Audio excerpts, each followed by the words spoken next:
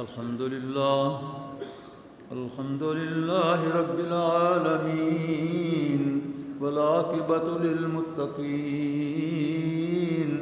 والصلاة والسلام على رسوله الكريم وعلى آله وأصحابه أجمعين. أما بعد فأعوذ بالله من الشيطان الرجيم. بسم الله الرحمن الرحيم. يا أيها الناس اتقوا ربكم الذي خلقكم من نفس واحدة وخلق منها زوجها وبث منهما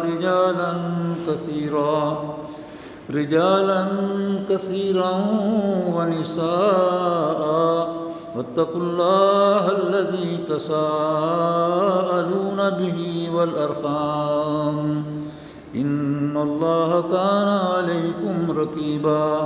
صدق الله العظيم.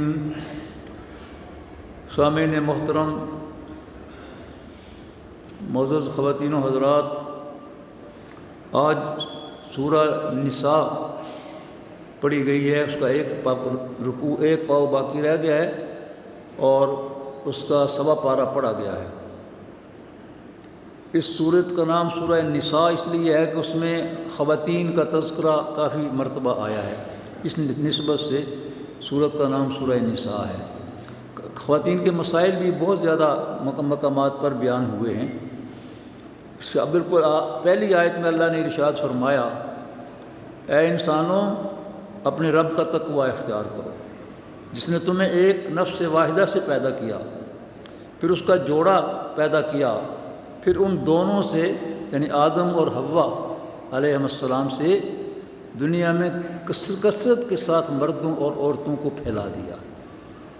جتنی بھی دنیا کے اندر آبادی بڑھ رہی ہے سب آدم علیہ السلام کی اولاد ہے. کوئی بھی اس کا خیال ہے، کوئی عقیدہ ہے، کوئی اس کا رنگ ہے، کوئی اس کی نسل ہے، ایک بات سب کی مشترک ہے کہ سب آدم علیہ السلام کی اولاد ہیں. بات اس کے کہ سب اللہ کی تخلیق ہیں، اور دوسرے نمبر پر سب آدم علیہ السلام کی اولاد ہیں.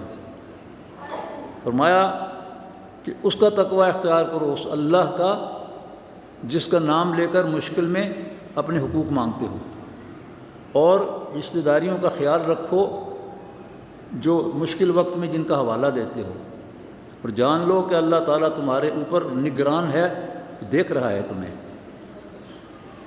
اب اس میں اللہ تبارک و تعالیٰ نے جو چیز بیان کی ہے اس میں مرد اور عورت دونوں کا تذکرہ ہے، اور دونوں کے لیے تقوی کی تلقین ہے، اور دونوں کو یہ بات یاد دلائی گئی ہے کہ جب کسی کے اوپر مشکل آتی ہے اپنے مسئلے کو حل کرنے کے لیے وہ اللہ کا واسطہ بھی دیتا ہے اور اپنے تعلق و رشتہ داری کا واسطہ بھی دیتا ہے.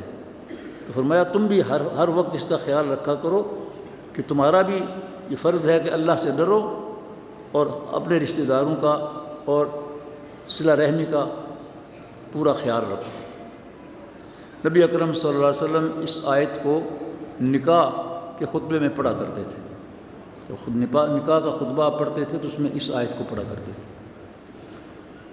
اور پھر نبی اکرم صلی اللہ علیہ وسلم نے یہ بات بھی بیان فرما دی کہ میاں اور بیوی دونوں کے ایک دوسرے پر حقوق ہیں، اور قرآن میں بھی آگے یہ مسئلہ آ رہا ہے، آگے انشاءاللہ آیات میں آئے گا. خواتین کے حقوق کا یہاں تحفظ کیا گیا ہے، پہلے کبھی نہیں تھا، اور قیامت کے دن تک ان کا تحفظ کیا گیا ہے. اسلام میں خواتین کو بڑی عزت دی گئی ہے، وہ ماں ہو یا بیٹی ہو، بہن ہو یا بیوی ہو یا کوئی غیر ہو، اس کی بھی عزت کرنا ضروری ہے اسلام کے اندر.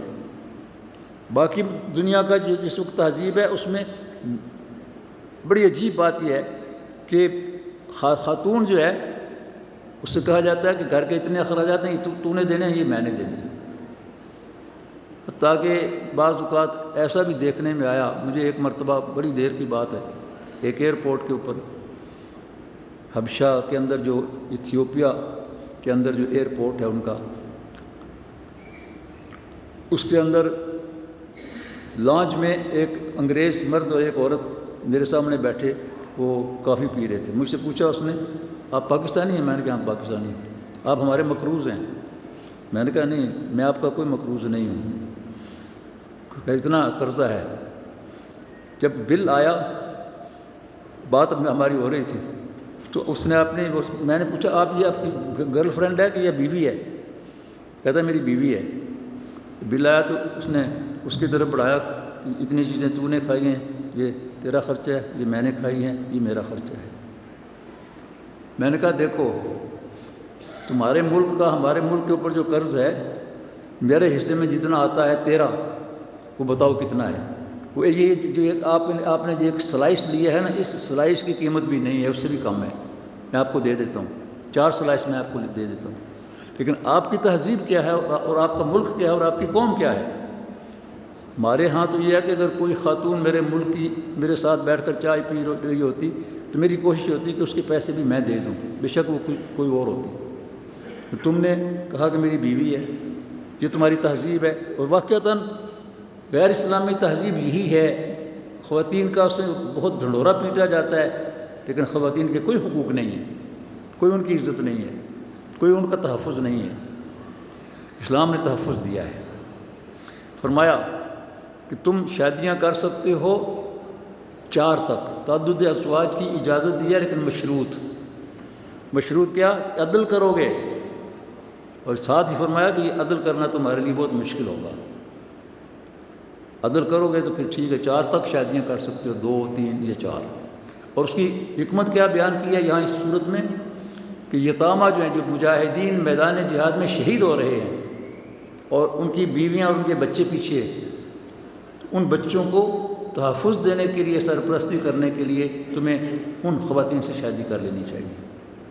اس کی حکمت اور اس کی غایت یہ تھی، یہ نہیں کہ عیاشی کے لیے، یہ نہیں کہ اس کی جائیداد پر قبضہ کرنے کے لیے، بلکہ اس لیے کہ ان یتامہ کی تم اچھی طرح سے تربیت کر سکو۔ اور یتیموں کا پھر جو مال ہے، اس مال کو اپنے پاس اس طرح سے رکھو کہ اس کو کہیں اچھی جگہ کے اوپر لگا دو تاکہ اس کے اندر اضافہ ہوتا رہے، اور اس میں سے اگر تم خود مالدار ہو تو کچھ بھی نہیں لینا، تم نے ایک پیسہ بھی نہیں لینا، نگرانی کرنی ہے، اس کی حفاظت کرنی ہے، جو بڑھ رہا ہے اس کو سنبھال کر رکھنا ہے کہ بچے جب یتیم جو ہیں یہ جوان ہو جائیں، سمجھدار ہو جائیں تو ان کے حوالے کر دینا ہے۔ اور پھر فرمایا کہ یتیم کا مال اگر کسی نے کھایا، انما یاکلون فی بطونہم نارا وسیصلون سعیرا، یتیم کا مال اگر کسی نے کھایا تو گویا کہ اس نے دوزخ کی آگ کے انگارے اپنے پیٹ میں ڈال لیے، بہت جلد اس کو دوزخ میں پھینک دیا جائے گا۔ اور یتیم کے حقوق کے بارے میں یہاں حضور نے ارشاد فرمایا کہ جو یتیم کسی یتیم کی پرورش کرے، اسے اس کے ساتھ اچھا سلوک کرے، جنت میں میں اور وہ یوں ہوں گے۔ آپ صلی اللہ علیہ وسلم نے اپنی دونوں انگلیوں کو یوں ملایا، میرے ساتھ اس طرح ہوگا۔ اور پھر فرمایا کسی یتیم کے سر پہ شفقت کے ساتھ ہاتھ پھیرنے سے، ہاتھ سے جتنے اس کے بال لگتے ہیں، ٹچ کرتے ہیں، اتنی نیکیاں انسان کو مل جاتی ہیں، اتنے گناہ اس کے جھڑ جاتے ہیں۔ اب اندازہ کریں، ہاتھ رکھیں آپ ایک یتیم بچے کے سر پر، کتنے بال آپ کے ہاتھ کے ساتھ لگیں گے۔ اور پھر فرمایا کہ اس زمین پر سب سے بہترین گھر وہ ہے جس میں کوئی یتیم رہتا ہو اور اس کے ساتھ بہت اچھا سلوک کیا جاتا ہو، اور اس زمین پر سب سے برا اور بدبخت گھر وہ ہے اور بدبخت خاندان وہ ہے جہاں کوئی یتیم رہتا ہو اور اس کے ساتھ برا سلوک کیا جاتا ہو۔ یہ مسائل بیان کیے اللہ تبارک و تعالیٰ نے۔ اس کے بعد پھر اللہ تعالیٰ نے وراثت کے حقوق بیان کیے ہیں، وراثت کا پورا قانون بیان کر دیا ہے۔ اس میں خواتین کا حصہ، مردوں کا حصہ بھی رکھا ہے۔ اس سے پہلے، اس ان آیات کے نزول سے پہلے دنیا میں کہیں بھی خواتین کو وراثت میں حصہ نہیں ملتا تھا، اور بعد میں بھی اسلام کے اندر آنے کے بعد جب نظام قائم ہو گیا تو اس میں تو بالکل مکمل حصہ ملتا تھا، بغیر کسی جھگڑے کے، بغیر کسی بغیر کسی بحث مباحثے کے۔ خاتون کا حصہ یہ ہے، وہ بہن ہے یا بیٹی ہے یا بیوی ہے، اور یہ مرد کا حصہ یہ ہے، تو سب کا معلوم ہے، ان کو مل جاتا تھا۔ اس کے بعد ارشاد فرمایا اللہ تبارک و تعالیٰ نے کہ جب وراثت تقسیم ہوگی تو سب سے پہلے یہ دیکھا جائے گا کہ یہ شخص جو ہے اس پر کوئی قرض تو نہیں ہے جو فوت ہوا ہے، سب سے پہلے قرض ادا کیا جائے گا۔ اس کے بعد اس نے کوئی وصیت کی ہے تو اس پر عمل کیا جائے گا، اور وصیت کی شرط یہ ہے کہ اپنے مال میں سے 1/3 سے زیادہ نہیں وصیت کر سکتا۔ اس کے پاس اگر 60 روپے ہیں مثال کے طور پر، تو تیسرا حصہ یعنی 20 روپے اس کی وصیت کر سکتا ہے، اور وہ بھی اپنے ورثاء میں سے کسی کے حق میں نہیں کر سکتا۔ جن کو وراثت میں حصہ ملنا ہے ان میں سے کسی کے حق میں نہیں کر سکتا، جس کو وراثت میں حصہ نہیں ملنا اس کے حق میں کر سکتا ہے۔ تیسرا حصہ کرے یا چوتھا حصہ کرے یا 5واں حصہ کرے یا اس سے کم یہ کر سکتا ہے۔ اور پھر فرمایا کہ جو حصہ باقی بچے گا وہ بیوی، بیٹا، بیٹی، ماں، باپ سب کے حصے متعین کیے گئے ان کو ملے گا۔ پھر اللہ تبارک و تعالیٰ نے ارشاد فرمایا کہ اگر تم اپنی خواتین کو حق مہر دیتے ہو، آتیتم احداہن قنطارا فلا تأخذوا منہ شیئا، اگر بہت بڑا خزانہ بھی ان کو دے دیا ہے تو بھی ان کا حق مہر جو ہے ان کا ہے، اس میں سے واپس نہیں لے سکتے۔ ہاں اگر وہ اپنی خوشی سے دے دے تو دے دے، یہ اس کی ملکیت ہے۔ حق مہر کے بارے میں بھی عجیب و غریب چیزیں ہو گئی ہیں کہ لکھ لو، دے دو گے، دے دیا ہے جی دے دیں گے۔ یعنی حق مہر کا جو ہے مسئلہ وہ یہ ہے کہ حق مہر جو ادا طے کیا گیا ہے وہ نکاح کے وقت میں اب مرد بیوی کو ادا کر دے، یا اس کے باپ کو یا بھائی کو ادا کر دے کہ وہ آگے اس کو دے دے۔ حضرت عمر رضی اللہ تعالیٰ عنہ کے رائے کے مطابق وحی آتی تھی، کان رأیہ موافقا بالوحی والکتاب، کتاب اور وحی کے مطابق ان کی رائے ہوتی تھی اکثر۔ انہوں نے اپنے دور خلافت میں ایک دن اعلان کیا کہ لوگ اتنا زیادہ حق مہر مقرر کرتے ہیں، میں اس کو پابندی لگا رہا ہوں کہ اتنا ہی مقرر کیا جائے، اتنا کوئی حد انہوں نے بتا دی۔ خواتین پیچھے صف ان کی تھی، انہوں نے بھی نماز پڑھی تھی۔ ایک خاتون نے تالی بجائی، اور حکم یہی ہے کہ جب خاتون کوئی بات کرنا چاہے تو وہ تالی بجائے تاکہ اس کی طرف متوجہ ہو جائے بات کہنے والا یا خطاب کرنے والا۔ تو حضرت عمر نے پوچھا کہ کیا بات ہے؟ اس نے کہا امیر المومنین میں خاتون ہوں۔ آپ نے فرمایا ہاں آپ فرماؤ۔ اس نے کہا کہ آپ کو کس نے اختیار دیا ہے کہ آپ اللہ کا جو حکم ہے اس میں تبدیلی کر دیں؟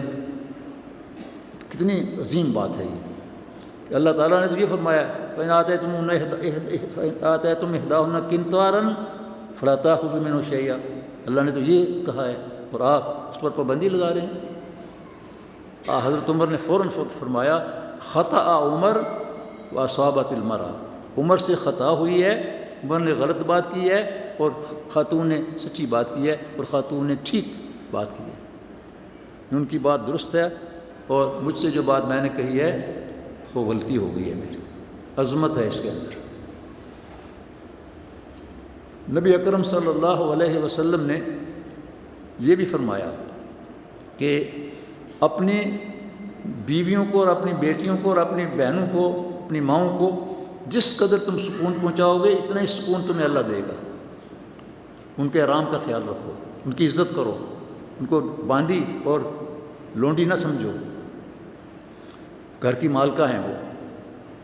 پھر فرمایا کہ حرمت علیکم امہاتکم و بناتکم و اخواتکم، جو محرمات ہیں جن سے نکاح نہیں ہو سکتا ان سب کی فہرست بتا دی، تمہاری مائیں، تمہاری بیٹیاں، تمہاری بہنیں، تمہاری پھوپھیاں، تمہاری خالائیں اور بھتیجیاں، بھانجیاں، یہ سب تمہارے لیے محرمات ہیں، اور جس خاتون کا تم نے دودھ پیا ہے اس خاتون کی آگے جتنی بھی اولاد ہے، اس کی بیٹی، نواسی، وہ سب تمہارے لیے وہ حرام ہے ان کے ساتھ نکاح کرنا، وہ تمہاری محرم ہے، وہ نکاح تمہارے ساتھ نہیں کر سکتی۔ اور دو بہنوں کو ایک ساتھ اکٹھا کرنا اس کی بھی اجازت نہیں ہے۔ اور جو تمہارے گھر کے اندر کوئی خاتون ہے تمہاری، تو جس کے ساتھ تمہارا نکاح ہو گیا ہے، تو اس کے سابقہ جو بیٹیاں ہیں ان کے ساتھ بھی نکاح نہیں تم کر سکتے۔ یہ سارے مسائل اللہ نے بیان فرما دیے کون کون محرمات ہیں۔ پھر اللہ تبارک و تعالیٰ نے فرمایا کہ نکاح جو ہے یہ چھپ چھپا کر نہیں، یہ سامنے لوگوں کے اور ولی کی اجازت سے ہوگا، ولی کی اجازت کے بغیر نہیں ہوگا۔ یعنی معاشرے کو تحفظ دیا ہے کہ معاشرے کے اندر یہ لغو چیز نہ نکل آئے، جیسے آج نکلی ہوئی ہے کہ لڑکی گھر سے بھاگ گئی اور وہاں کہیں جا کر کے عدالت کے اندر نکاح کر لیا۔ یہ ہمارے قانون کے اندر تو ہو جاتا ہے، لیکن اسلامی شریعت کے مطابق یہ ٹھیک نہیں ہے، غلط ہے۔ لڑکی سے اجازت لینا تو ضروری ہے، لیکن لڑکی کا خود بھاگ کر چلے جانا اور والدین کی اجازت کے بغیر جا کر لینا یہ بھی ممنوع ہے۔ پھر فرمایا الرجال قوامون علی النساء، مرد خواتین کے نگران اور قوام ہیں، اور خواتین مردوں کی ان کی نائب ہیں، وہ حکمران ہیں اور یہ ان کی رعایا ہیں۔ رعایا سے مراد یہ نہیں ہے کہ غلام ہیں۔ کلکم راع و کلکم مسئول عن رعیتہ، تم میں سے ہر ایک راعی ہے اور ہر ایک سے اس کی رعیت کے بارے میں سوال پوچھا جائے گا۔ جیسے بادشاہ اپنی پوری رعایا کا راعی ہے، اسی طرح سے خامد اپنے پورے خاندان کے اندر اس کا راعی ہے، اس سے پوچھا جائے گا ان کے بارے میں، ان کے حقوق کے بارے میں۔ اور فرمایا کہ اللہ تبارک و تعالیٰ نے اس لیے یہ کیا ہے کہ مرد جو ہے اس کی ذمہ داری ہے وہ کمائے لائے اور کھلائے، اور خاتون کی ذمہ داری ہے کہ جو گھر کے اندر دولت پیسہ آئے اس کو سنبھالے اور اس کو سلیقے کے ساتھ خرچ کرے، تو گھر کے معاملات کو سلیقے کے ساتھ درست رکھے۔ اگر دونوں کے درمیان کوئی جھگڑا ہو جائے، اختلاف ہو جائے، اور ہو جاتا ہے، اور آج کل تو بہت ہی زیادہ ہے، لو میرج کرنے والوں کی شادیاں تو بہت جلد ٹوٹ جاتی ہیں، اور گھروں کے والدین کے ذریعے سے طے ہونے والے رشتے عموماً پختہ ہوتے ہیں۔ فرمایا اگر دونوں کے درمیان کوئی جھگڑا ہو جائے تو دونوں جانب کے خاندانوں کے بزرگ سمجھدار لوگ جو ہیں مشران، وہ مل کر بیٹھیں اور دونوں کی بات سنیں، دونوں کو سمجھائیں، نصیحت کریں اور وہ جھگڑا ان کا ختم کروائیں۔ ان کے درمیان ایک دوسرے کے ساتھ، میاں اور بیوی کے ساتھ جو کوئی اختلاف ہے اس کو دور کریں۔ یہ نہیں کہ وہ عدالتوں میں جائیں اور وہاں دھکے کھاتے پھریں، نہیں، اپنے گھر کے اندر بزرگان جو ہیں وہ فیصلہ کریں، اور جو جہاں ایسا ہوتا ہے وہ مسائل حل ہو جاتے ہیں۔ بے شمار مثالیں سامنے ہمارے آتی ہیں۔ نبی اکرم صلی اللہ علیہ وسلم کے بارے میں ایک روایت میں یہ بیان کیا گیا ہے کہ آپ صلی اللہ علیہ وسلم نے حضرت عبداللہ بن مسعود سے کہا کہ اے ابن مسعود، مجھے تلاوت سناؤ قرآن پاک کی۔ عرض کیا یا رسول اللہ، ہم تو آپ کی زبان مبارک سے سنتے ہیں اور ہم آپ سے سن کر اپنے تعلیم حاصل کرتے ہیں، میں آپ کو کیسے سناؤں؟ فرمایا نہیں، میں تم سے سننا چاہتا ہوں۔ حضرت عبداللہ بن مسعود نے سورہ نساء پڑھنا شروع کی جو آج آپ نے سنی ہے، اور پڑھتے پڑھتے یہ رکوع جو ہے الرجال قوامون علی النساء، یہ چھٹا رکوع ہے، اس کے آخر تک پہنچے تو نبی اکرم صلی اللہ علیہ وسلم نے فرمایا حسبک یا عبداللہ، اے عبداللہ بس کرو۔ کافی آپ نے تلاوت کی ہے۔ حضرت عبداللہ کہتے ہیں میں نے آنکھیں کھول کر دیکھا، میں آنکھیں بند کر کے میں تلاوت کر رہا تھا، دیکھا تو نبی اکرم صلی اللہ علیہ وسلم کی داڑھی مبارک آنسوؤں سے تر تھی اور آنسو نیچے گر رہے تھے۔ کون سی آیت پر پہنچے تھے؟ فَكَيْفَ إِذَا جِئْنَا مِن كُلِّ أُمَّةٍ بِشَهِيدٍ وَجِئْنَا بِكَ عَلَى هَؤُلَاءِ شَهِيدًا يَوْمَئِذٍ يَوَدُّ الَّذِينَ كَفَرُوا لَوْ تُسَوَّىٰ بِهِمُ الْأَرْضُ۔ اس روز کیا حالت ہوگی لوگوں کی، کس کیفیت میں ہوں گے انسان، جب ہر امت کے اوپر، ہر قوم کے اوپر گواہ کھڑے کیے جائیں گے۔ کون گواہ ہوں گے؟ ہر امت کا نبی گواہ ہوگا، اور اے نبی صلی اللہ علیہ وسلم، ان لوگوں پر جو آپ کی امت ہے، ان پر آپ کو گواہ بنا کر کھڑا کیا جائے گا، ان پر آپ گواہی دیں گے۔ اس روز کافر یہ چاہیں گے کہ کاش زمین پھٹ جائے، اس میں وہ غرق ہو جائیں، لیکن ایسا نہیں ہو سکے گا. اب جواب دہی ہونی ہے اور یہاں وہاں رہنا ہے، اور جو کام اور اعمال کیے ہیں ان کا بدلہ پانا ہے. تو نبی اکرم صلی اللہ علیہ وسلم کی آنکھوں سے آنسو رواں ہو گئے تھے، اور آپ نے فرمایا اے ابن مسعود وہ دن بڑا سخت ہوگا، اس دن کی سختی کا تصور بھی نہیں کر سکتے تم، کتنا سخت ہوگا. اللہ تبارک و تعالیٰ اس دن کو ہمارے لیے آسان فرما دیں. جو حضور نے ہمیں سکھایا ہے اللہم حاسبنا حسابا یسیرا، اے پروردگار ہمارا حساب آسان فرما دینا. اکثر یہ دعا حضور فرمایا پڑھا کرتے تھے. اور حضرت عائشہ صدیقہ رضی اللہ تعالیٰ عنہا نے پوچھا یا رسول اللہ میں دن رات آپ کی زبان سے سنتی ہوں کہ آپ یہ دعا کرتے ہیں اے اللہ ہمارا حساب آسان فرما دیں. فرمایا اے صدیقہ اس روز جس کا حساب آسان ہو گیا وہی چھوٹ سکے گا، جس کے حساب میں باریک بینی سے دیکھنا شروع کر دیا گیا وہ ہلاک ہو جائے گا. اللہ تبارک و تعالیٰ حساب یسیر کرے گا. اللہ کے نبی نے دعا مانگی ہے، اور آپ کی دعا آپ کے حق میں اور آپ کی امت کے بارے میں اللہ نے قبول فرمائی ہے. جو لوگ ذمہ داری کے ساتھ زندگی گزاریں گے ان کا حساب یسیر ہوگا. آگے اللہ تبارک و تعالیٰ نے فرمایا یا ایھا الذین آمنوا لا تقربوا الصلاۃ وانتم سکارى، اے اہل ایمان جب تم نشے کی حالت میں ہو، یعنی ابھی یہ جو شراب وغیرہ ہے اس پر پابندی نہیں لگی تھی، اس کی شناخت اور اس کی برائی تو بیان کی کئی مقامات پر. جب نشے کی حالت میں ہو تو نماز میں اور مسجد میں نہ آیا کرو. اب بہت سارے صحابہ اس سے بڑے الرٹ ہو گئے کہ نمازیں تو 5 وقت میں آتی ہیں تو انہوں نے چھوڑ دی. سب سے بڑی بات یہ صحابہ کرام کے بارے میں آپ کو عرض کروں، صحابہ کرام میں سے بہت سے صحابہ ایسے تھے جنہوں نے جاہلیت میں بھی کبھی شراب کو ہاتھ نہیں لگایا تھا. حضرت ابوبکر صدیق اور حضرت عثمان غنی اور حضرت علی رضی اللہ تعالیٰ عنہ کا خاص طور پر اس میں نام آتا ہے. پھر بعض صحابہ ایسے تھے کہ جب ایمان لانے کے بعد یہ آیت نازل ہوئی جو پچھلے منزل میں آئی ہے سورہ بقرہ کے اندر، سورہ آل عمران کے اندر، یسألونک عن الخمر والمیسر، اس کے بارے میں پوچھتے ہیں، شراب کے بارے میں اور جوا کے بارے میں. تو اللہ نے اس کی مذمت کی. بہت سارے صحابہ کرام نے اس کو چھوڑ دیا. اس معاشرے کے اندر چونکہ یہ تھا رسم و رواج تھا تو اس لیے بعض لوگ پیتے تھے، سب نہیں، بعض چھوڑ دی. پھر جب یہ آیت آئی کہ نشے کی حالت میں نماز کے قریب نہ ہو تو پھر باقی صحابہ نے چھوڑ دی. کوئی اکا دکا کوئی کم تھوڑے بہت رہ گئے. اور پھر جب تیسرا حکم آیا جو آگے اگلی صورت میں آئے گا جس میں فرمایا انما الخمر والمیسر والانصاب رجس من عمل الشیطان فاجتنبوہ، کہ شیطانی اعمال ہیں، پانسا، جوا، شراب، وہ چھوڑ دو. تو سب کے سب صحابہ کرام نے اسی وقت اس کو چھوڑ دیا. اس کے بعد کوئی صحابی نہیں تھا الا ماشاء اللہ کہ جس نے شراب پیا. تو یہاں اللہ نے فرمایا کہ نماز کے وقت جب آؤ تو نشے کی حالت نہیں ہونی چاہیے. پھر اللہ تبارک و تعالیٰ نے تیمم کا حکم دیا اور اس کا طریقہ بتایا. اگر کسی وقت تمہیں پانی نہ ملے، وضو کرنا ہو یا غسل واجب ہو اور غسل کرنا ہو، پانی نہ ملے تو کیا کرو. اللہ تعالیٰ نے اتنی آسانی دے دی اس امت کو.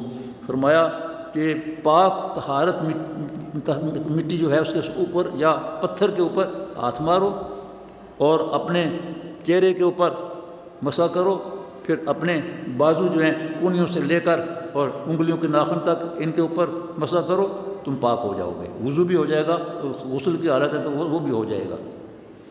اگر پانی نہیں مل رہا یا پانی استعمال کرنا نقصان دہ ہے آپ کے لیے، مجبور ہیں آپ، تو یہ اللہ تعالیٰ نے اجازت دی ہے. تیمم اس کو کہتے ہیں. پھر اللہ تبارک و تعالیٰ نے یہودیوں کا تذکرہ کیا ہے جو وہاں حضور صلی اللہ علیہ وسلم سے ملتے تھے تو کوئی نہ کوئی خباثت اپنی گفتگو میں کر دیتے تھے. مثلا آپ صلی اللہ علیہ وسلم کو رائنا کی بجائے اس طرح سے زبان کے اوپر رائنا کہہ دیتے تھے، یعنی رائنا کا معنی ہے ہماری رعایت کیجیے، اور رائنا کا معنی ہے ہمارے چرواہے. چرواہا غلام ہوتا تھا. رائنا اس طرح اللہ تعالیٰ نے ان کی مذمت کی ہے. حضور کے پاس ایک مرتبہ یہودی آئے تو انہوں نے کہا السلام علیکم. سام کہتے ہیں تباہی کو، سلام اور چیز ہے، سام اور چیز ہے، سلام سلامتی ہے، اور السام یہ تباہی ہے۔ السلام علیکم، السلام علیکہ، تو نبی اکرم صلی اللہ علیہ وسلم نے بلند آواز سے کہا وعلیکم۔ حضرت عائشہ صدیقہ پردے کے پیچھے سن رہی تھیں، بہت غصہ آیا ان کو کہ ان لوگوں نے کیا حرکت کیا ہے۔ جب وہ چلے گئے تو انہوں نے یہ کیا کہا کہ یا رسول اللہ، ان کو تو اس موقع پر سزا دینی چاہیے تھی، آپ نے کچھ بھی نہیں کیا۔ آپ نے فرمایا اے عائشہ، کیا تم نے سنا نہیں کہ میں نے کہا وعلیکم؟ انہوں نے مجھے کہا کہ میری تباہی ہو، تو ان کی دعا اللہ کہاں قبول کرے گا؟ نہیں قبول کرے گا۔ میں نے کہا تمہارے اوپر بھی، میری دعا تو اللہ نے قبول کر لی ہے، ان کے لیے تباہی ہے۔ فرمایا جب آؤ تو کہو وقول انظرنا واسمعوا، ہمیں دوبارہ سنا دیجئے اور ہمیں سمجھ نہیں آئی، اس طرح سوال کرو، اس طرح نہیں رائنا، وہ جو تم سوال کرتے ہو۔ فرمایا یہ تمہاری گستاخی ہے اور اس پر تمہاری پکڑ ہوگی۔ پھر اللہ تبارک و تعالیٰ نے ارشاد فرمایا ان اللہ یأمرکم ان تؤدوا الامانات الی اہلہا، اللہ تمہیں حکم دیتا ہے کہ امانتیں ان کے اہل جو ہیں ان کے سپرد کرو، جس کی جو امانت ہے اس کو سپرد کرو، امانت میں خیانت نہ کرو۔ مومن کا یہ کام نہیں ہے کہ وہ امانت میں خیانت کرے، کبھی بھی نہیں کر سکتا مومن، سچا مومن۔ اور پھر فرمایا وَإِذَا حَكَمْتُمْ بَيْنَ النَّاسِ أَن تَحْكُمُوا بِالْعَدْلِ، جب تم حاکم ہو یا جج ہو، یا عدلیہ کے اندر بیٹھے ہوئے ہو، یا دیوان اقتدار کے اندر بیٹھے ہوئے ہو، یا کسی پنچایت اور جرگے کے سربراہ ہو، تو فیصلے انصاف کے ساتھ کرو۔ خواہ تمہارا رشتہ دار دوسری جانب ہو، فیصلہ جس کے حق میں ہوتا ہے اسی کے حق میں کرو، یہ حکم دیا۔ اور پھر فرمایا اللہ کی اطاعت کرو، اللہ کے رسول کی اطاعت کرو، وَأُولِي الْأَمْرِ مِنْكُمْ، اور تم میں سے جو تمہارے حکمران ہیں، فَإِن تَنَازَعْتُمْ فِي شَيْءٍ، اللہ کی اطاعت بھی غیر مشروط، اللہ کے رسول کی اطاعت بھی غیر مشروط، اس پر کوئی نہیں کہہ سکتا کہ کیوں، کوئی نہیں کہہ سکتا کیوں کہنا اللہ کا بھی انکار ہے، رسول اللہ کے حکم پر کیوں کہنا رسول اللہ کا بھی انکار ہے۔ ہاں حاکموں کے درمیان کوئی بھی حاکم ہو، کہ میں نے حضرت عمر رضی اللہ تعالیٰ عنہ کی مثال دی ہے نا، آپ یاد ہے آپ کو، وہ خاتون نے جو کہا تھا، تو فرمایا کہ اگر تمہارے درمیان کسی بات پر اختلاف ہو جائے فردوہ الی اللہ ورسول، اختلاف کہاں حل ہوگا؟ اللہ اور اللہ کے رسول کی طرف، یعنی قرآن اور سنت کے احکام کے مطابق۔ پینل کوڈ اور فلاں فلاں فلاں فلاں جو قوانین ہیں وہ نہیں، قرآن اور سنت، اس کے مطابق فیصلہ ہوگا۔ پھر اللہ تبارک و تعالیٰ نے فرمایا فَلَا وَرَبِّكَ لَا يُؤْمِنُونَ حَتَّى يُحَكِّمُوكَ فِي مَا شَجَرَ بَيْنَهُمْ، بہت ہی اہم آیت ہے، بہت ہی اہم آیت ہے۔ تیرے رب کی قسم، خود اللہ قسم کھا رہا ہے، اے نبی تیرے رب کی قسم، یہ لوگ اس وقت تک مومن ہو ہی نہیں سکتے جب تک ہر معاملے میں اور ہر جھگڑے میں تمہیں اپنا فیصل مقرر نہ کریں، فیصلے کے لیے آپ کی طرف رجوع نہ کریں، اور پھر جب آپ کوئی فیصلہ کر دیں سر تسلیم بھی خم کریں اور دل بھی مطمئن ہو جائے، دل کے اندر بھی کوئی وسوسہ نہ رہے۔ ایمان کا تقاضا یہ ہے۔ حضرت عمر رضی اللہ تعالیٰ عنہ کا ایک واقعہ اس میں آتا ہے کہ ایک یہودی اور مسلمان کے درمیان، مسلمان جو تھا وہ اس واقعے سے پتہ چلتا ہے کہ وہ منافق تھا۔ حضور کے پاس ایک یہودی اور ایک مسلمان اپنا کیس لے کر آئے اور دونوں نے اپنا کیس پیش کیا اور اپنے دلائل دیے۔ نبی اکرم صلی اللہ علیہ وسلم نے یہودی کے حق میں فیصلہ دے دیا کہ وہ حق پر ہے اس کیس میں۔ جب وہاں سے نکلے تو وہ مسلمان کہنے لگا چلو ابو بکر سے فیصلہ کروا لیتے ہیں۔ اب اس نے کہا چلو کروا لو۔ حضرت ابو بکر کے پاس گئے، ان کے سامنے کیس رکھا، انہوں نے بھی اسی کے حق میں فیصلہ دیا۔ پھر اس نے باہر نکل کر کہا چلو عمر سے فیصلہ کرا لیتے ہیں۔ اب یہ منافق ہے نا، منافق کی یہ نشانی ہے۔ خیال تھا اس کا کہ عمر جو ہیں یہ ذرا کافروں کے مقابلے میں سخت ہیں، شدت ہے ان کے اندر، یہ فیصلہ میرے حق میں کریں۔ حالانکہ فیصلے تو وہاں انصاف پر ہوتے تھے، میرے اور تیرے کا سوال نہیں ہوتا تھا، بیٹے اور بھائی کا بھی سوال نہیں ہوتا تھا۔ جب ان کے پاس گئے، پیش کیا، تو اس یہودی نے کہا جی آپ فیصلہ سنا دیں، جو بھی سنائیں گے، کہ میری ایک بات سنیں۔ ہاں کیا بات ہے؟ کہ ہم آپ کے نبی کے پاس گئے تھے اور ان سے فیصلہ کروایا، انہوں نے فیصلہ کر دیا۔ اس نے کوئی اطمینان نہیں ہوا تو اس نے کہا ابو بکر کے پاس چلتے ہیں، ان کے پاس بھی گئے، انہوں نے بھی فیصلہ کر دیا، پھر بھی اطمینان نہیں ہوا۔ پھر اس نے کہا کہ عمر کے پاس جاتے ہیں، میں نے کہا چلو چلتے ہیں۔ اس کا اچھا اللہ کے نبی کے پاس گئے تھے، فیصلہ انہوں نے سنا دیا یا انہوں نے میرے حق میں فیصلہ سنا دیا؟ حضرت عمر رضی اللہ تعالیٰ عنہ نے کہا اچھا میں بھی تمہارے اس تنازع کا فیصلہ کرتا ہوں۔ اندر گئے، تلوار لے کے آئے اور اس منافق کا گلا کاٹ دیا۔ اس پر ایک ہنگامہ اور شور بھی کھڑا ہوا کہ عمر لوگوں کے گلے کاٹ رہا ہے۔ اب اس موقع پر اللہ تعالیٰ نے یہ آیت نازل فرمائی، اور اب اس کے آگے کی آیت فلا وربک لا یؤمنون حتی یحکموک فیما شجر بینہم ثم لا یجدوا فی انفسہم حرجا مما قضیت ویسلموا تسلیما۔ تیرے رب کی قسم کہ مومن ہو نہیں سکتے جب تک تیرے فیصلے پر سر تسلیم خم نہ کریں اور دل بھی مطمئن ہو جائے ان کا اور سر بھی ان کا جھک جائے۔ تو اس پر پھر حضور صلی اللہ علیہ وسلم نے فرمایا کہ اس نے اپنا خون خود ضائع کر دیا ہے، اس نے اپنا خون خود ضائع کیا ہے۔ اور پھر آگے اللہ تبارک و تعالیٰ نے جہاد کا ذکر کیا ہے اور کا حکم دیا ہے۔ فرمایا وما لکم لا تقاتلون فی سبیل اللہ والمستضعفین من الرجال والنساء والولدان الذین یقولون ربنا اخرجنا من هذه القریۃ الظالم اہلها۔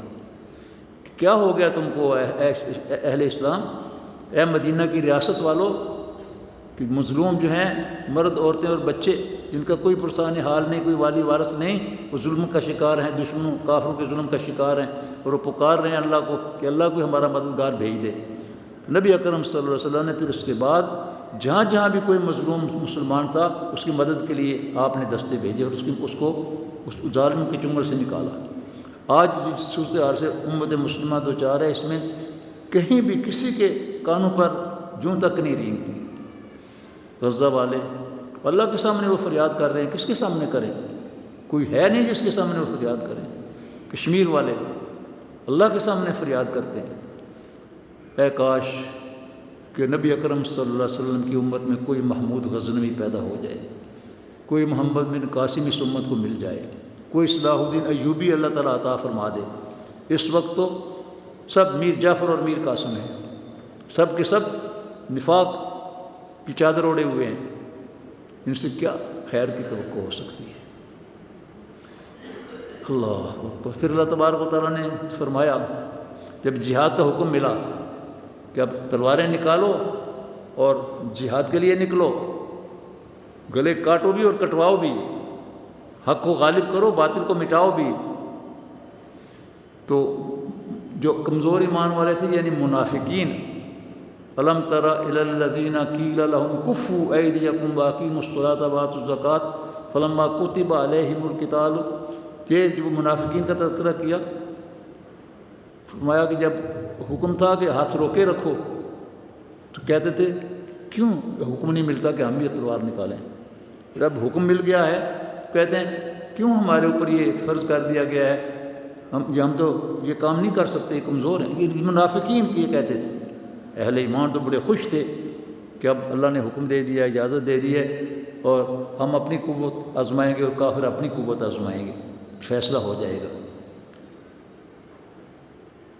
اذا فریق منهم یخشون الناس کخشیۃ اللہ او اشد خشیہ وقالوا ربنا لما كتبت علينا القتال لولا اخرتنا الى اجل قریب۔ ابھی تو ہمارے حالات ہی ٹھیک نہیں ہیں، کچھ عرصے کے بعد یہ ہمیں حکم دیتے۔ لیکن اہل ایمان، سچے اہل ایمان صحابہ کرام نے کہا بالکل اللہ تعالیٰ کی طرف سے حکم آ گیا ہے، ہماری آرزو پوری ہو گئی ہے، اور انہوں نے حق ادا کر دیا۔ اللہ تعالیٰ فرماتا ہے کہ تم موت سے ڈرتے ہو، موت اپنے وقت پر آئے گی، ضروری نہیں ہے کہ میدان جنگ میں جاؤ گے تو مرو گے۔ اگر اپنے قلعے کے اندر بھی بیٹھے ہوئے ہو تو موت کا وقت آئے گا تو موت تمہیں آ کے دبوچ لے گی، موت اپنے وقت پر آئے گی۔ اینما تکونوا یدرککم الموت ولو کنتم فی بروج مشیدہ، موت اپنے وقت پر آئے گی۔ بے شک کتنے حفاظتی قلعے اور کتنی فصیلیں بنا لو، چھپ چھپ کے ہو، موت سے نہیں بچ سکتے۔ اور اگر موت نہیں آئی میدان جنگ کے اندر، کچھ بھی نہیں تمہارا نقصان ہوگا۔ پھر اللہ تعالیٰ نے فرمایا کہ مومن کی جان کی بڑی قیمت ہے، اور کسی بھی مسلمان اور مومن کو یہ اجازت نہیں، نہ جائز ہے اس کے لیے کہ کسی مومن کی جان لے۔ البتہ اگر غلطی سے خطا سے ہو گیا ہے، یعنی جان بوجھ کے نہیں کیا، خطا سے قتل ہو گیا ہے، تو پھر اس کی اللہ تعالیٰ نے قصاص بیان فرمایا کہ اس کے لیے کیا کیا جائے، اور فرمایا کہ وَمَن يَقْتُلْ مُؤْمِنًا مُّتَعَمِّدًا فَجَزَاؤُهُ جَهَنَّمَ خَالِدًا فِيهَا وَغَضِبَ اللَّهُ عَلَيْهِ وَلَعَنَهُ وَأَعَدَّ لَهُ عَذَابًا أَلِيمًا۔ جس نے جان بوجھ کر کسی مومن کو قتل کیا، وہ ہمیشہ ہمیشہ کے لیے جہنم کا ایندھن ہوگا، اور اس کے لیے ایسا عذاب ہے جو کبھی ٹلے گا ہی نہیں، اس کی معافی نہیں ہو سکتی۔ حضرت اسامہ رضی اللہ تعالیٰ عنہ کا ایک واقعہ آتا ہے، وہ ان کا اگرچہ وہ جان بوجھ کر کسی مسلمان کو قتل کرنے کے زمرے میں شمار ہو بھی سکتا ہے، نہیں بھی ہو سکتا، اجتہاد ہے وہ، کہ میدان جنگ میں تھے اور ایک کافر مسلمانوں پر بڑھ چڑھ کر حملے کر رہا تھا، کئی لوگوں کو اس نے زخمی کیا، کئی لوگوں کو قتل کیا۔ حضرت اسامہ رضی اللہ تعالیٰ عنہ اس کے مقابلے پر گئے، تو حضرت اسامہ حضور کے محبوب تھے، حب رسول اللہ، حضور ان سے اسی طرح محبت کرتے تھے، ان سے اس کے بچپن میں جس طرح حسن اور حسین سے کرتے تھے، بالکل اسی طرح۔ وہ حضرت زید کے بیٹے تھے، اسامہ بن زید، جن کو حضور نے اپنا منہ بولا بیٹا بنا لیا تھا، منہ بولا بیٹا متبنہ، یہ ان کے بیٹے تھے۔ صحابہ نے آ کر بتایا کہ وہ جو دشمن تھا ان کے ساتھ سامنے جب آیا، ان کے قابو میں آ گیا، اور دیکھا اس نے کہ اب تلوار میرا گلا کاٹنے والی ہے، میرے کوئی چارہ نہیں چلتا، تو اس نے کلمہ پڑھ لیا، حضرت اسامہ نے اس کا گلا کاٹ دیا۔ صحابہ نے دیکھا تو صحابہ نے بھی اس پر تحفظات کا اظہار کیا، حضور کے پاس آئے تو حضور کو پتہ چلا، حضور نے حضرت اسامہ کو بلا کر سے پوچھا، انہوں نے کہا یا رسول اللہ صلی اللہ علیہ وسلم، وہ دشمن تھا ہمارے ساتھ لڑتا رہا تھا، کئی لوگوں کو اس نے زخمی کیا تھا، اور میرے سامنے جب آ گیا تو موت کے ڈر سے اس نے جان بوجھ کر جان بچانے کے لیے کلمہ پڑھ لیا تھا، اس نے اپنے دل سے کلمہ نہیں پڑھا تھا۔ یہ بات ٹھیک ہو سکتی ہے، کیونکہ وہ سامنے جب لڑ رہا ہے اتنی دیر سے، حضور نے فرمایا کیا تو نے اس کا دل چیر کر دیکھ لیا تھا؟ حضرت اسامہ کہتے ہیں کہ میں اتنا پریشان ہوا کہ میں نے کہا کاش میں آج کے دن سے پہلے مسلمان ہی نہ ہوا ہوتا۔ بعد میں پھر اللہ تبارک و تعالیٰ نے ان کی جو سوچ تھی یا ان کا جو فیصلہ تھا اس کی تائید فرمائی، حضور صلی اللہ علیہ وسلم نے بھی ان کو معاف کیا، لیکن حضور نے سخت وعید سنائی اس وقت کہ جو کلمہ پڑھنے والا ہے اس کو قتل کرنا، بلکہ جو کلمہ پڑھنے والا ہے اس کو کافر کہنا، اس سے بھی منع کیا۔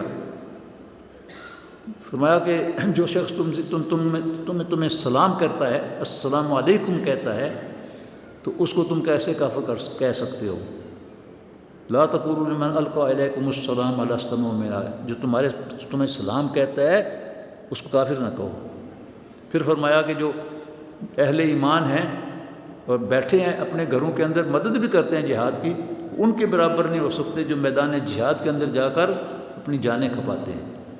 فضل اللہ المجاہدین علی القاعدین اجرا عظیما، بیٹھنے جانے والوں کے مقابلے میں اللہ تبارک و تعالیٰ نے جہاد کے میدان میں پنجہ آزمائی کرنے والوں کو فضیلت دی ہے۔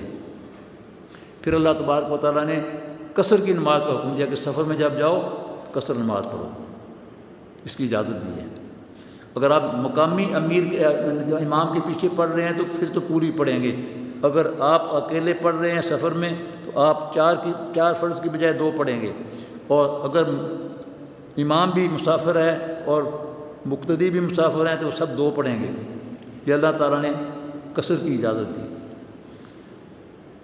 اسی طرح صلاۃ خوف، یعنی جنگ کے حال کے دوران میں بھی اللہ نے فرمایا کہ نماز اپنے وقت پر ادا کرو، ایک دستہ دشمن کا مقابلہ کرے، ایک دستہ آئے آپ کے ساتھ نماز پڑھے، اور 4 کی بجائے 2 رکعتیں پڑھیں اور آپ 4 پڑھیں، مقتدی کتنی پڑھیں؟ 2۔ اور امام 4۔ ایک دستہ آئے 2 رکعت پڑھ کر چلا جائے، دوسرا دستہ آ جائے اپنے ہتھیاروں کے ساتھ نماز میں شامل ہو جائے اور 2 رکعت پڑھ کر وہ بھی سلام پھیر کر میدان جنگ میں چلے جائے۔ یہ مضامین اللہ تعالیٰ نے جہاد کے بہت تفصیل کے ساتھ بیان کیے ہیں اس صورت کے اندر۔ ظاہر ہے کہ اتنا زیادہ وقت ان لمحات میں بیٹھنا اور سننا یہ مشکل بات ہے، میں اس کو مختصر کر رہا ہوں۔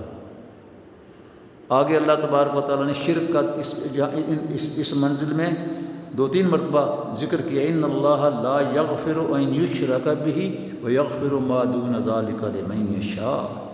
اللہ تعالیٰ شرک کو کبھی معاف نہیں کرے گا، اس کے علاوہ کوئی گناہ ہے اس کو معاف کر دے گا، چاہے گا تو معاف کر دے، شرک کو نہیں معاف کرے گا۔ پھر اللہ تبارک و تعالیٰ نے دوبارہ خاندان اور میاں بیوی کے تعلقات کا تذکرہ کیا ہے۔ فرمایا کہ اگر کبھی جھگڑا بھی ہو جائے تو والصلح خیر، صلح جو ہے وہ بہتر ہے۔ جھگڑا اور جھگڑے کو بڑھاتے چلے جانا یہ ایمان کے منافی ہے۔ جھگڑے کو کم کرنا اور صلح کی طرف آنا یہ نیکی ہے، یہ تقوی ہے۔ اللہ تبارک و تعالیٰ نے فرمایا یا ایھا الذین آمنوا کونوا قوامین بالقسط شہداء للہ ولو علی انفسکم او الوالدین والاقربین۔ اے اہل ایمان، اللہ کی خاطر انصاف کے ساتھ فیصلے کرو، اگرچہ دوسری جانب تمہارا باپ یا تمہارا رشتہ دار یا تمہاری اولاد ہو اور اس جانب کوئی اور اجنبی آدمی ہو، حق کا فیصلہ کرنا ہے تم نے۔ یہ نہیں کہ یہ میرا باپ ہے، یہ میرا بھائی ہے، یہ میرا بیٹا ہے، اس طرف میں پلڑا جو ہے اس کو جھکا دوں، نہیں۔ اور پھر فرمایا یا ایھا الذین آمنوا آمنوا، اس پر غور کیجیے۔ اے لوگو جو ایمان لائے ہو ایمان لے آؤ، ایمان لائے ہو ایمان لے آؤ، یعنی ایمان کا تم نے اعلان تو کیا، اس کے تقاضوں کو پورا کرو۔ یہی قرآن کہتا ہے، یہی درس کہتا ہے، یہی اسلام کہتا ہے، یہی حدیث کہتی ہے کہ ایمان لائے ہو تو ایمان کے تقاضوں کو پورا کرو، حقیقی ایمان ہو، وہ روایتی ایمان نہ ہو، حقیقی ایمان۔ تو اللہ تبارک و تعالیٰ نے فرمایا کہ جب کسی مجلس کے اندر غیر اسلامی غیر اخلاقی حرکتیں ہو رہی ہوں، باتیں ہو رہی ہوں، اس مجلس میں مت بیٹھو۔ اگر اس مجلس کے اندر بیٹھو گے تو تم بھی ان لوگوں کے اندر شمار ہوگے، اگرچہ تم اپنی زبان کو بند رکھو گے، آنکھوں کو بھی بند کر لو گے، لیکن اس ایسی محفل کے اندر ہوگے تم بھی انہی جیسے شمار ہوگے جو وہ محفل برپا کیے ہوئے ہیں اور جو وہاں پر ساری فحاشی کر رہے ہیں۔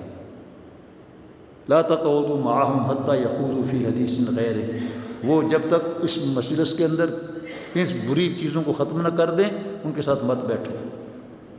اگر وہ ختم کر دیں، یہ چھوڑ دیں، پھر بیٹھنے کا مرض نہیں ہے۔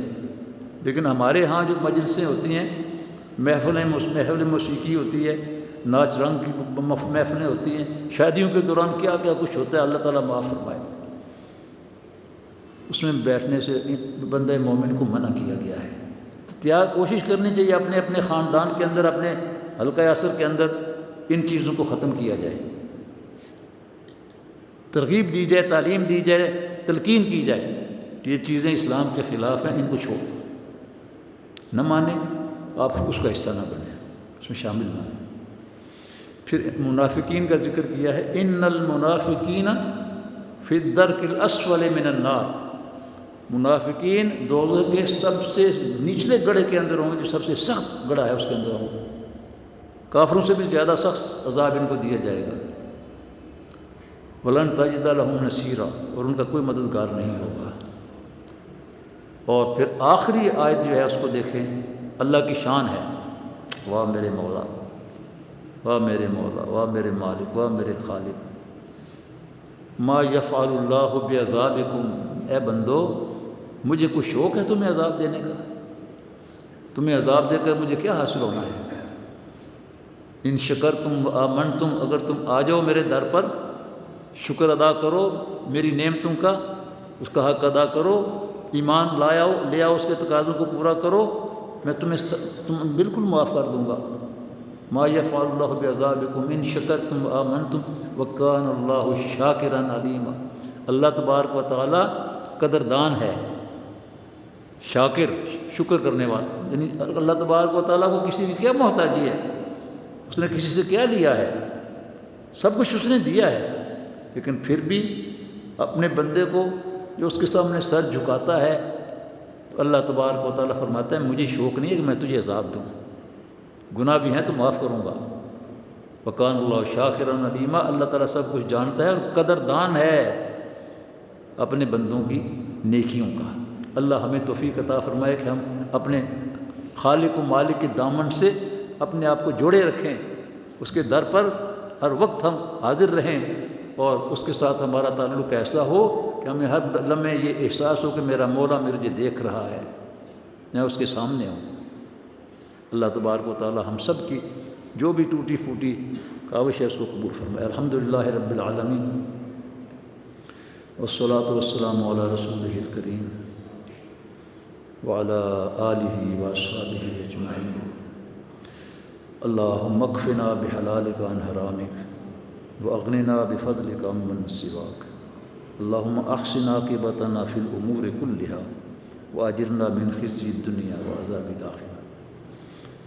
ہمارے نائب امیر جماعت جناب ڈاکٹر عطاء الرحمن صاحب جو مولانا گوہر رحمان صاحب کے بیٹے ہیں، تو ڈاکٹر عطاء الرحمن صاحب کی والدہ محترمہ آج انتقال کر گئی ہیں۔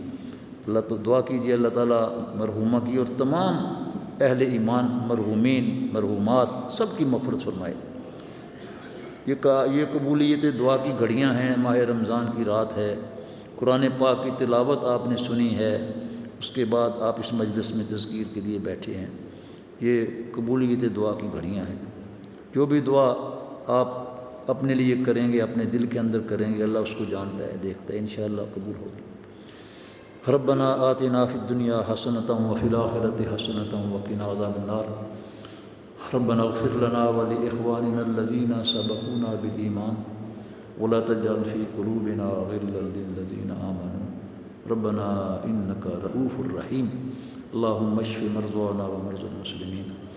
اے اللہ تمام مرحومین کی مغفرت فرما، تمام بیماروں کو شفائے کاملہ عاجلہ مستمرہ عطا فرما، تمام مظلومین کو ظالموں کے چنگل سے نجات عطا فرما، ظالموں کو مولا کریم اپنی گرفت میں لے لے، ظالموں کو ہلاک کر دے مولا کریم۔ اللہم اہلک الظالمین، اللہم خذہم اخذ عزیز مقتدر، اللہم مزقہم کل ممزق۔ ربنا تقبل منا انک انت السمیع العلیم وتب علینا انک انت التواب الرحیم۔